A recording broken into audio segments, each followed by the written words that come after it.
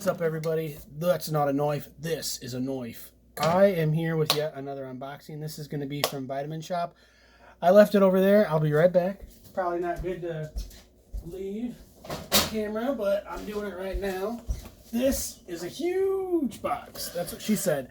From Ashland, Virginia, from Vitamin Shoppe, all the way to where I live in South Bend, Indiana. I do the subscribe and save. I highly recommend it through Vitamin Shoppe. Like I said, I'm not sponsored by them. I wish I was. I'm not sponsored by Bang Energy, but I wish I was. So this is all out of my own money, but you can save a little bit on things you like Bang Energy drinks, if you do the subscribe and save. You basically are ordering a case a month or however many cases, how often you want. But, yeah.